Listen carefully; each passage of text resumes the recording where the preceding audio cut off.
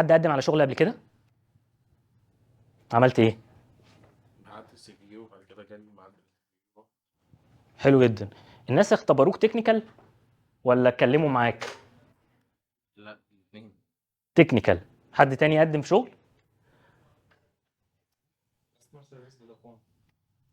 ما تقوليش سألوك تكنيكال، صح كده؟ هو ده اللي انا عايزه بقى.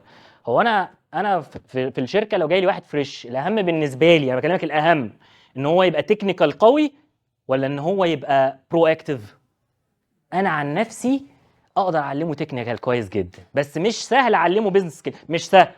بس كل البيزنس سكيلز يا جماعه، انت يو ار نوت بورن وذ ات، ده مش حقيقي. فكره ان انا مولود عندي كوميونيكيشن سكيلز ده كلام مش مظبوط، بس مش سهل اعلمها لك وانت مش عايز، وانت مش مركز، وانت مش جاي عايز تحضر سيشن عشان تستفيد. مش سهل اعلمها لك كموظف معايا، مش سهل اعلمك اتيتيود في الشغل، واحنا هناخد بعض السكيلز اللي هتفيدك في الشغل بتاعك. بس الشاهد ان هو في الانترفيو متاكد ان هو ما سالوش، خصوصا لو فريش. انا بتكلم في بوزيشنز عاليه ممكن نتناقش، بس جزء مهم جدا خصوصا في الفريش ان هو يبقى عنده البيهيفير بتاع البرو اكتيف. يعني ايه؟ حضرته عنده مشكله مع المورد بتاعه، انا بكلمك from business perspective practical situations.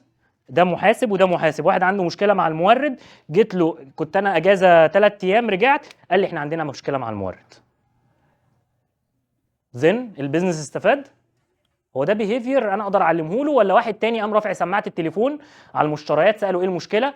قال والله ده هو غير السعر، قام مكلم المورد جايب ديسكاونت على الحاجه علشان يطلع له الشيك، قال له بص احنا محتاجين فرق بس 7000 جنيه، هم دول الفرق عشان اقدر اطلع لك الشيك. قال له مفيش مشكله، هبعت لك بيها نوت على الايميل. هو شاف المشكله وحلها.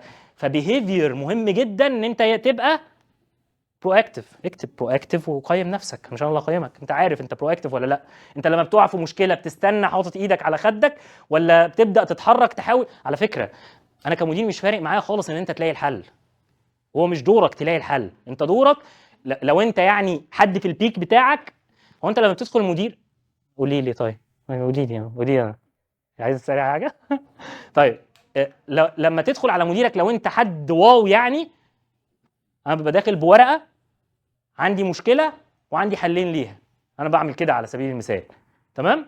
هو ما فيش اي مدير في الدنيا عايزك تصدر له مشاكل، حتى لو انت سيرتيفايد سي بي اي سي ام اي. انت شخصيا لما تقعد في مانجيريال بوزيشن وعندك تيم 30 واحد، مش كل يوم هتحتاج واحد يدخل لك بمشكله. ادخل له مشكله وقول له حلين.